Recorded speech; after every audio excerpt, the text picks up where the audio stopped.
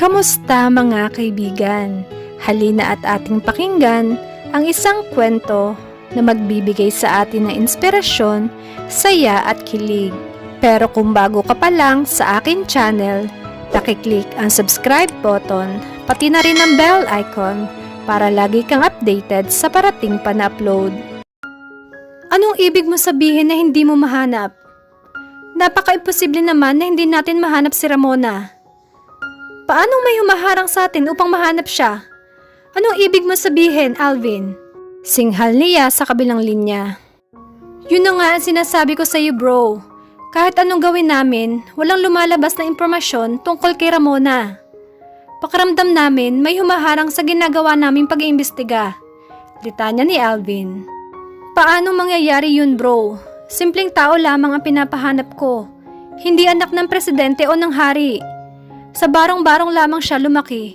Paano mangyayari na hindi natin siya mahanap? Naguguluhan na ako. 4 na buwan na mula nang umalis siya at hanggang ngayon, hindi pa rin natin siya nahahanap.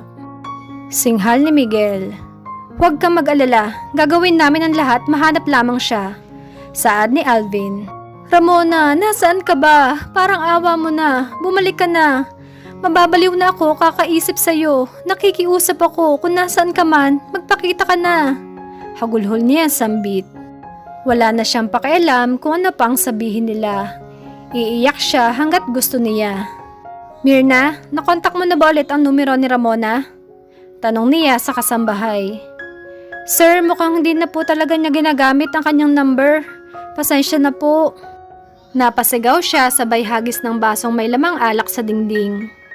Lumipas ang 1 taon at walang nakakaalam kung nasaan si Ramona. Marami din siyang binayarang private investigators pero katulad nga ng sinabi ni Alvin, wala silang makuhang information kung nasaan man ito. Pero hindi siya susuko. Mahal na mahal niya si Ramona at hihintayin niya ang pagbabalik nito. Good morning, sir! Bati sa kanya ng mga empleyado habang naglalakad siya papasok sa pag-aari niyang hotel. Dire-diretso lamang siya at hindi niya ito pinansin. Huminto siya sa harapan ng private elevator at pinindot ang 30th floor. Bumukas ang elevator at sinalubong siya ng bati ng kanyang sekretarya. Good morning po, Sir Miguel. Bring me black coffee in my office. Utos niya. Yes, sir. Tugon ng sekretarya. Pagpasok niya sa kanyang opisina ay umupo agad siya sa kanyang swivel chair at inopen ang laptop na nasa ibabaw ng kanyang table. 3 katok ang narinig niya sa kanyang pintuan. Come in. Malamig niyang tugon. Sir, here's your coffee. At ibinaba iyon sa kanyang table. Anything else, sir? Anang sekretarya. You can go now. Huwag kang magpapapasok ng kahit sino. Ayoko magpaistorbo. Wika niya. Pagkalabas ng kanyang sekretarya ay biglang nagring ang kanyang telepono. Hello Alvin, may balita ka na ba? Wika niya sa kabilang linya. Yun na nga bro. Nakakapagtaka na hanggang ngayon wala talaga kaming makuhang impormasyon tungkol sa kanya. Pakiramdam ko hindi basta-bastang tao ang may hawak sa kanya ngayon. Wika ni Alvin. I know bro. Kahit ako nagtataka na rin. Hindi ko na alam kung anong gagawin ko. Sagot niya. Matatagpuan din natin si Ramona. Huwag kang mag-alala. Sige na bro, binalita ko lang sa iyo ang mga nangyari. Paalam ni Alvin. Napabuntong hininga siya at sumandal sa kanyang swivel chair habang hinihimas ang kanyang noo. Lumipas pa mga linggo at buwan, subalit wala pa rin makapagturo kung saan nagpunta si Ramona. Gusto na niyang sumuko, subalit na naig ang pagmamahal nito sa kanya. 1 taon at kalahati na siyang hinahanap, ngunit wala siyang makuha na kahit anong impormasyon na makapagtuturo kung nasaan o kung ano ang nangyari kay Ramona. 5 taon na ang lumipas at marami nang nagbago sa buhay ni Ramona. Nakilala niya ang kanyang ama nang panahong umalis siya sa mansyon ni Miguel. Nagpaliwanag ang kanyang ama kung bakit wala siya sa panahong pinagbubuntis siya ng kanyang ina. Humingi ito ng tawad sa kanya at pinatawad naman niya ito. Masaya siyang naninirahan sa Amerika kasama ang kanyang ama at ang kanyang BFF na si Donna. Siya na ngayon si Ramona Villafente Miranda. Inayos ng kanyang ama na mapalitan at magamit niya ang apelyido nito. Kaya bago pa man sila lumabas ng bansa, ay gamit na niya ang pangalan nito. "Mommy, I'm home," wika ng kanyang anak. "Oh baby, I miss you. Where's your grandpa?" "He went upstairs to rest, Mom." Hinalikan ko siya sa noo at niyakap na mahigpit. Yes, nagbunga ang gabing may nangyari sa amin ni Miguel at biniyayaan ako ng isang anak na lalaki. Siya si Vincent Montenegro. Pinagamit ko sa kanya ang apelyido ng kanyang ama. At kung dumating man ang araw na magkikita silang mag-ama, ay hindi ko ipagkakait na magkakilala sila. Pero hindi pa ngayon, hindi pa ako handang malaman niya ang tungkol sa aming anak. Kamusta na kaya siya? Masaya na siguro siya sa piling ng kanyang asawa at ilan na kaya ang anak nila? Sambit niya sa sarili. Nung araw na umalis siya ng mansyon, ay nakipagkita siya sa kanyang ama. Pakiramdam niya, yun din ang araw na namatay ang puso niya. Wala siyang ginawa kundi ang umiyak. At may pagkakataon na gustong-gusto niyang bumalik sa mansyon. Nang malaman niya na nagdadalang tao siya, ay may kakaibang saya ang pumalit sa kanyang puso. Kaya nang kinausap siya ng kanyang ama na sumama na sa kanya sa Amerika, ay hindi na ito nagdalawang isip pa. Doon na din niya ipinanganak si Vince. Halos ang kapatid niya sa ama na si Harold ang tumayong ama nito. Papa Harold ang tawag nito sa kanyang kapatid. 1 taon ang tanda nito sa kanya. Munchkin ang tawag nito sa kanya at pumpkin pie naman ang tawag niya dito. Mahilig kasing kumain ng pumpkin pie kaya lagi niya itong tinutukso. "Hey Munchkins, have you talked to Grandpa about our business in the Philippines?" "I haven't talked to him yet." "Okay, kumain ka na ba Munchkins?" "Nope, tara sabay na tayo," wika niya. Masaya silang nagsalo ng tanghalian at marami na din silang napag-usapan tungkol sa mga businesses na pag-aari ng kanilang pamilya. Pagdating niya kasi ng Amerika ay pinag-aral siya ng kanyang ama, kahit na ipinagbubuntis niya noon ang kanyang anak. Si Harold ang tumulong sa kanya at nagturo ng lahat ng gagawin niya.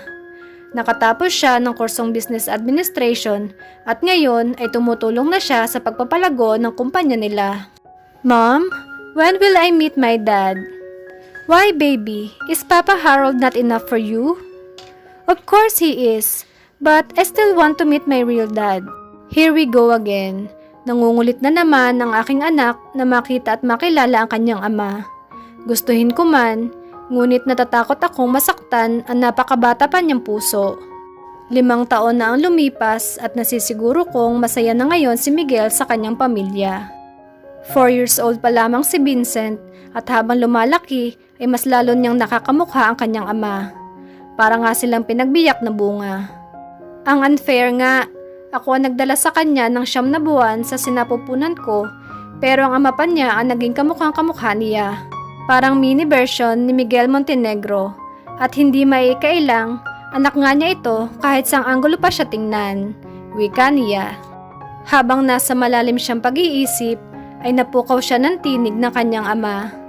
"Iha, sa tingin ko ito na ang tamang panahon upang bumalik ka sa Pilipinas.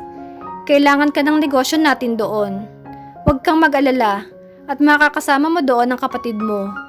Tutulungan ka niya upang matutunan mo ang pagpapalakad ng ating negosyo. Kailangan mo na ring harapin si Mr. Montenegro.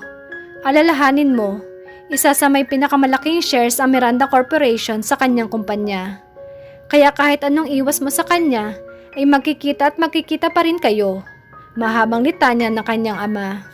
"Okay Dad, I'll think about it. The sooner the better Iha.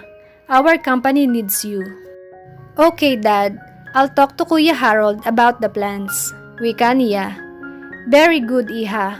Natutuwa ako at nakikita ko nagiging matapang ka ng harapin ang lahat ng bagay at hindi ka na sumusuko," saad ng kanyang ama. "Ako ata ang nagturo dyan Dad kung paano maging matapang," sabat ni Harold na kararating lamang at narinig ang kanilang usapan. "Hay nako pumpkin pie, umandar na naman ang pagiging mahangin mo," natatawang sabi niya. "Hey Munchkins, kung wala ako sa tabi mo ng mga panahong baliw na baliw ka pa sa ama ng anak mo, baka ngayon sa mental hospital ka namin dinadalaw at kinakausap," pangaasar nito sa kanya. Baliw ka talaga, asik niya. At hinabol niya ang siraulo niyang kapatid na ngayon ay tinakbuhan siya.